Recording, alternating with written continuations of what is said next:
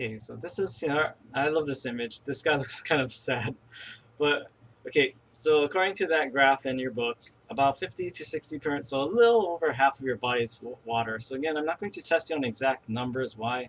Again, the other textbooks do disagree with your book, and it's like, are we talking about males? Are we talking about females? Or what age are we talking about?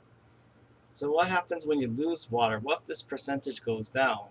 What is the medical term for that? Dehydration, right? So again, hydro referring to water in this case. So when you have a lack of it, this is dehydration.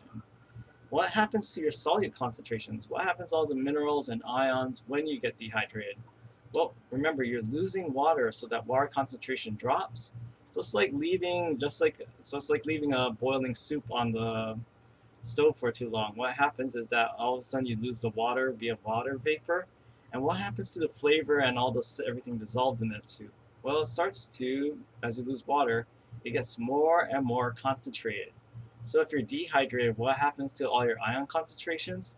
Your ion concentrations go up. So this is what we saw when this poor man was dehydrated.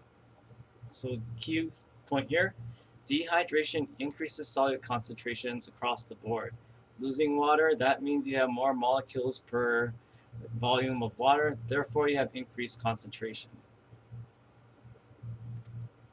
And remember how I said during the urinary system, osmosis comes back with vengeance? And this is where if you don't understand osmosis, you will have a very hard time. And guess why? This is how this fluid balance works. If you have more solutes on one side and less on the other, water goes to the side with more solutes that participate in osmosis. This is how dehydration and rehydration works. This is how IVs work. Again, it's all about fluid balance and solute concentration. All right, so how does osmosis work in dehydration? Here's our cell, and here's the extracellular fluid. Again, during dehydration, what's happening? You're losing fluid from the extracellular fluid, and what happens here? Well, notice that the solute concentration got increased in the extracellular fluid. So what's going to happen in osmosis? Remember, the plasma membrane surrounding your cells is a semi-permeable membrane, meaning that some things can pass through and some things can't. Say your cell membrane has all its ion channels closed, and it does, but it's still allowing water through. It's semi-permeable.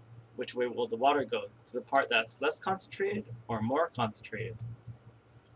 Right, it'll go to the part that's more concentrated. So what happens to the cell? Well, again, now the water is leaving the cell. What happens to the water inside the cell now that's starting to leave the cell? The cell is going to shrink and crenate. So remember that shrinking is called crenation. And so what's going to happen is that your cell is going to lose water via osmosis, because why? Nature loves equilibrium, it likes balance, and this is what happens. Now the cell's concentration is roughly equal to this extracellular fluid. Now note there's no net water exchange, but what happened to the cell? Now its ion concentration became very concentrated. Now this might affect things like your cell's enzymes and metabolic processes as well. So this is potentially harmful to your cell and possibly fatal. Okay, so dehydration symptoms. What are the symptoms of dehydration? Being thirsty, urinating less, dark colored urine.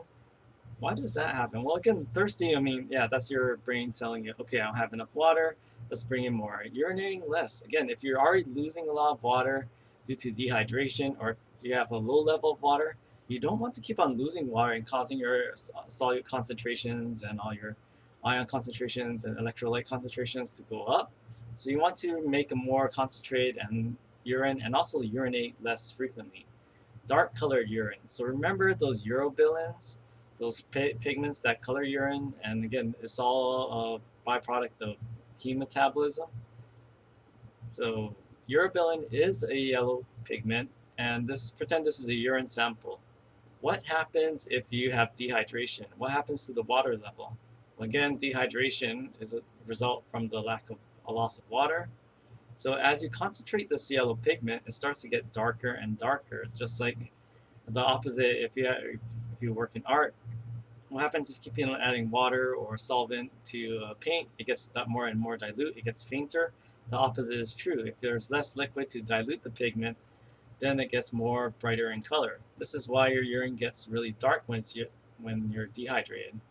Dry skin. Remember, your cells, If you inside of your body, if your plasma interstitial fluid has a lack of water and has a high solute concentration, this is going to suck the water out of your cells and interstitial fluid.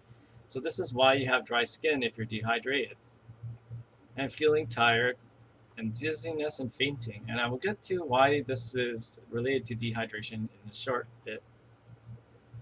So dehydration, again, losing water and concentrating the ions in your body. So increased solute concentration. And how does your body compensate?